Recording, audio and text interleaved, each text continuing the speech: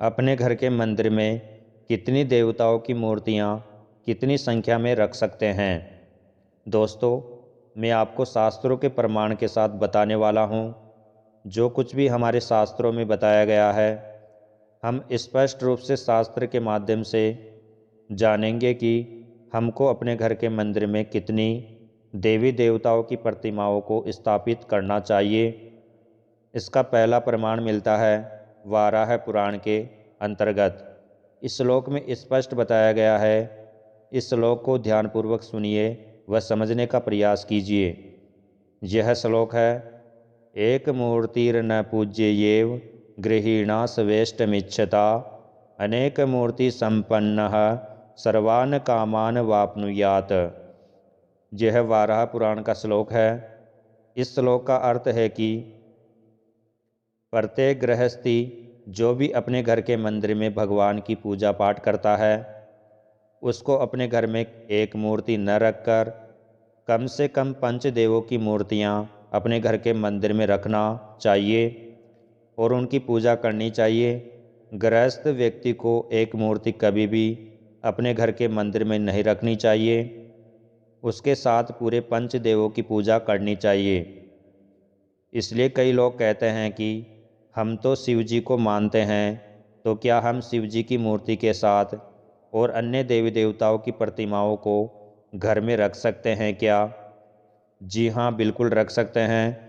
हमें याद रखना चाहिए, भगवान में भिन्नता कभी नहीं डालनी चाहिए।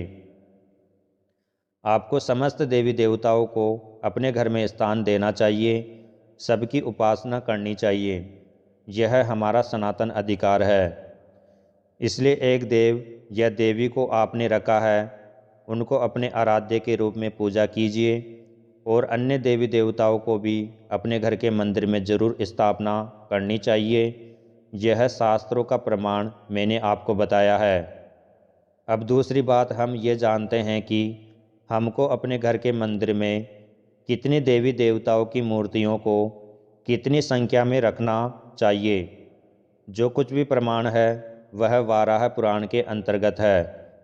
वह आपके सामने है। पहले इस श्लोक को सुनिए, फिर हम इसका अर्थ जानेंगे।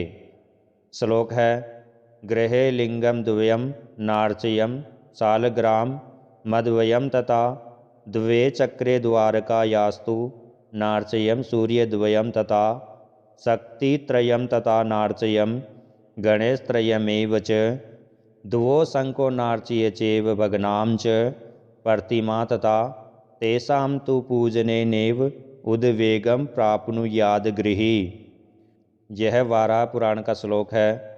इस श्लोक का अर्थ है कि जब कोई उपासक अपने घर में देवी देवताओं का पूजन करता है, तो अपने घर में प्रतिमाएं तो रखनी चाहिए देवताओं की, लेकिन कितनी संख्या में रखनी चाहिए, इसके विषय में इस श्लोक से स्पष्ट होता है कि अपने घर के अंदर 2 शिवलिंग अपने घर के मंदिर में नहीं रखना चाहिए, 2 शालिग्राम अपने घर के मंदिर में नहीं रखना चाहिए, 3 गणेश जी की प्रतिमाएं अपने घर के मंदिर में नहीं रखनी चाहिए, 3 देवी की मूर्ति अपने घर के अंदर प्रतिष्ठित नहीं करनी चाहिए, 2 शंख कभी भी अपने घर के मंदिर में एक साथ नहीं रखना चाहिए, 2 सूर्य की प्रतिमाएं कभी भी अपने घर में नहीं रखनी चाहिए। इस तरह से हमारे धर्म ग्रंथों में यह स्पष्ट बताया गया है कि अपने घर के मंदिर में देवी देवताओं की स्थापना तो करनी चाहिए, लेकिन अधिक संख्या में एक ही मूर्ति को नहीं रखना है। एक देवता की केवल एक ही मूर्ति अपने घर के मंदिर के अंदर रखनी चाहिए। जैसे समझ लेते हैं, अगर 2 शिवलिंग है तो एक शिवलिंग ही अपने घर के मंदिर में रखना है। 2 शालिग्राम है, विषम संख्या में है, तो आप केवल एक ही शालिग्राम का पूजन अपने घर के मंदिर में करना चाहिए। ऐसे ही भगवान गणेश जी के अनेक प्रतिमाएं नहीं रखनी चाहिए, केवल एक ही प्रतिमा की अपने भगवान गणपति जी का पूजन करना चाहिए। आपके मन में यह नहीं उठना चाहिए कि हम अपने घर के मंदिर में 3 गणेश जी की मूर्तियों की जगह 5 या फिर 7 रख सकते हैं क्या? बिल्कुल नहीं रख सकते। केवल एक ही प्रतिमा की अपने गणेश जी का पूजन करना चाहिए।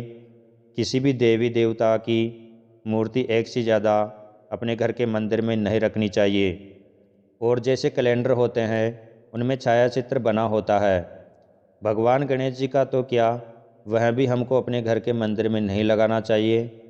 तो मैं आपको बता देता हूँ कि इस श्लोक में कहीं पर भी छाया चित्र का उल्लेख नहीं है, जिसमें मात्र केवल प्रतिमाओं के बारे में स्पष्ट रूप से विवेचना की गई है कि प्रतिमाओं के रूप में अपने घर के मंदिर में एक ही गणेश जी, एक ही शिवलिंग, एक ही शालिग्राम आदि रखने चाहिए। भिन्न भिन्न देवी देवताओं की केवल एक ही मूर्ति अपने घर के अंदर आप रखें, आपका ध्यान केवल एक देवता में केंद्रित रहे। इसका हमारे शास्त्रों में यह स्पष्ट रूप से बताया गया है। अगर आपको ये वीडियो अच्छी लगी है तो इस वीडियो को एक लाइक और अपने मित्रों को शेयर कर दीजिए और चैनल को सब्सक्राइब कर लीजिए। धन्यवाद।